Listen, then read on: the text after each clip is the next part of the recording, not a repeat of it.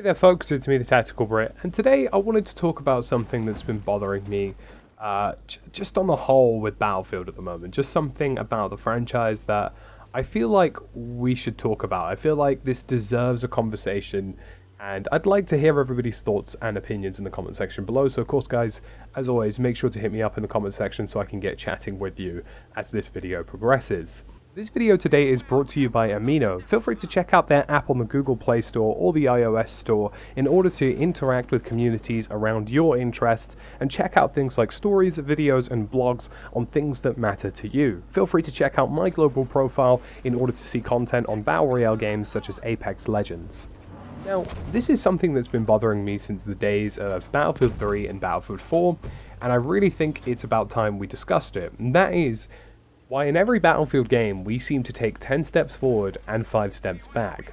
Why is it that we have to wait till the end of each Battlefield's life cycle to really feel like the game's in a good place? Battlefield 3 had lots of balancing issues that required multiple layers of fixing as well as some bugs as well.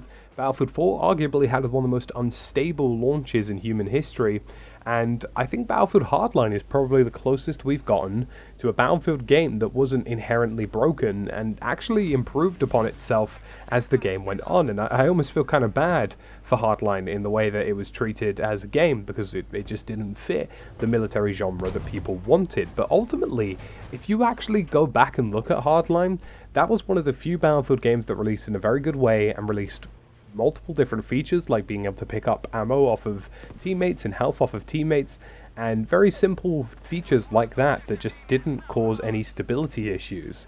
And Battlefield 1, again, very similar situation. We had things like environmental fire, we had grenade spam, we've had other issues as well in Battlefield 1, and here we are again in Battlefield 5, and I say at the moment, and this video is being made in July 2019, and I think the game is at its worst state we've seen it since it released a few months ago. And I say a few, it's probably closer to like 8 or 9 months ago now.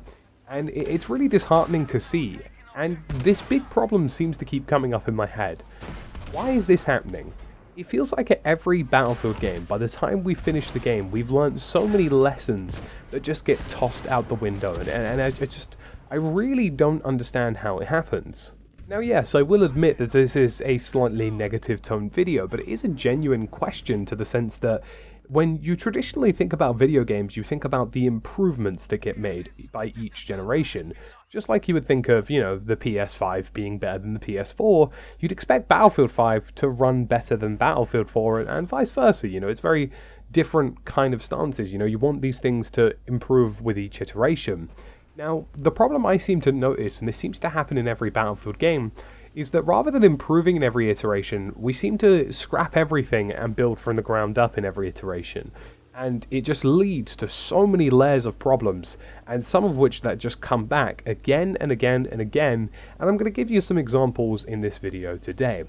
So, thinking about progression systems in Battlefield have arguably been, not its strongest point in the world, but certainly by no means a negative point. I think Battlefield 3 and 4 were probably the closest we got to some serious progression that gave you lots of ranks with various XP and some reasonable rewards in between ranks. You could commit a lot of time to it, and you didn't necessarily have to commit a lot of time to it, but it felt like you were being rewarded to a degree. Now, whilst battle packs weren't necessarily the best reward in the world in Battlefield 4, I think people for the most part felt like they were at least gaining something when they played.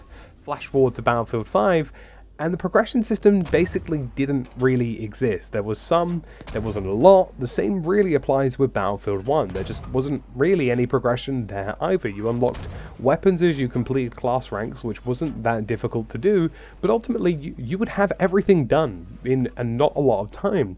And I really don't think that that's the successful formula for Battlefield, and I think most people would agree that 3 and 4 offered the most enticing experience tree there was. Hardline actually got pretty close as well, because you would unlock weapons. You'd also unlock some cosmetics along the way in terms of weapon skins further down the line, and even there you felt like, you were getting something for what you were doing.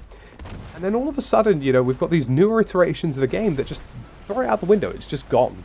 There were just improvements that had to be made for Battlefield 4 and 3. You didn't have to reinvent the entire system in terms of how progression works, and I feel like that's exactly what happened. And I'll continue with my examples, but I just want to mention something here that I think is really important. Battlefield 5's gunplay in the lead up to launch was announced as being worked off of the basis of Battlefield 3. Battlefield 3 has literally been the cornerstone for designing Battlefield 5's gunplay, and I think most people would agree that it's some of the best gunplay we've experienced in Battlefield, because it's literally just an improvement of the issues Battlefield 3 had and the knowledge that we had learned over the Battlefield games that had released after 3. And it's great. I really think that Battlefield 5's gunplay will be the future of Battlefield gunplay, full stop, regardless of what kind of time setting we're in and what we do in the future. So we carry on, and we've had issues with explosive spams in probably every single Battlefield to date. 3, 4, all of them featured explosive spam, and people didn't like it. Hardline did a relatively okay job, I think. Explosive spam wasn't too extreme, but it definitely was present.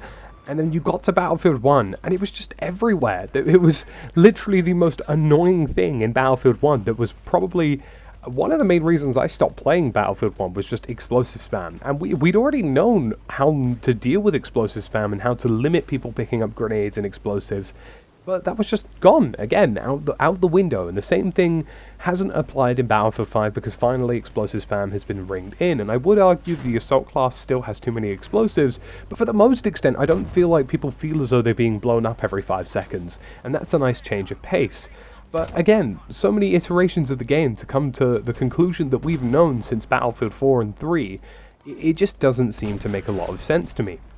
Moving on as well, we know for example that in Battlefield people want a fine balancing of tanks gameplay. We want people to enjoy tank gameplay, and I think Battlefield 4 was probably some of the most enjoyable tank gameplay, because by the end of the game and once the balancing had been had, they weren't being destroyed left, right and center. They had abilities to protect themselves and take out enemies effectively, and it really felt as though whilst tanks were powerful and powerful against infantry, which they should be, they were certainly not indestructible, and I feel like Battlefield 1 made them a little bit too powerful in some senses, but I really just think that they needed to take Battlefield 4 and do it all over again. There was no need to really take everything apart like they have in 5 and added turret rotation and added all of these other things that have indirectly nerfed tanks and made them difficult.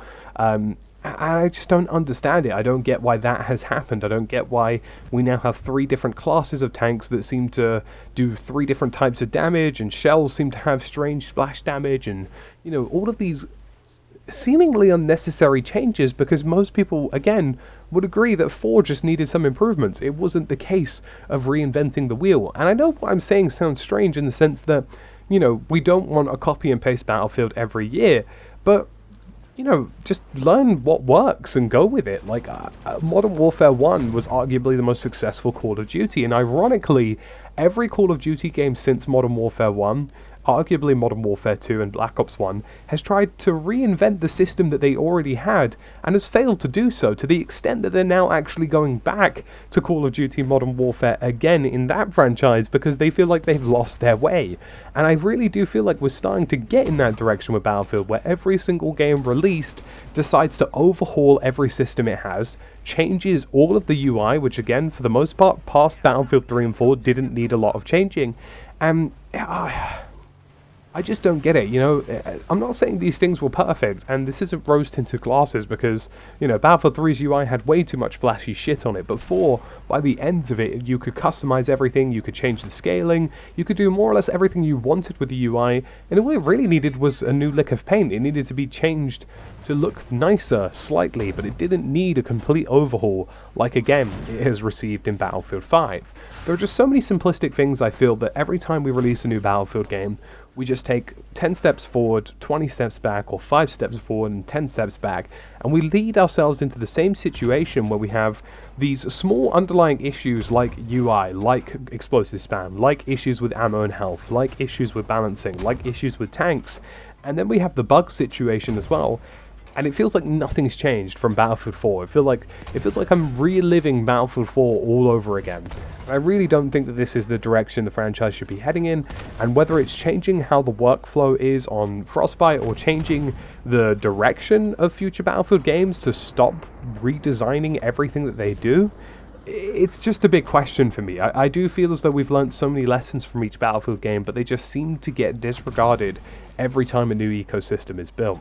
And I appreciate that that's a difficult thing to do, to build a whole new franchise, a whole new game in the franchise, and really try and give a new direction to it. But you know, Battlefield by itself it's bread and butter. It's land, air, sea. It's combat. It's close quarters situations. It's having these vast battles as well, and having strong gunplay with stellar vehicle play. And I really feel like those core struts of the game that people find interesting and try to avoid the difficult and annoying parts of it, like explosive spam, really just don't seem to come back in a good way with every new iteration. So folks, let me know what you think in the comment section below. As always, it's been the Tactical Brit, and I'll see you again in another video.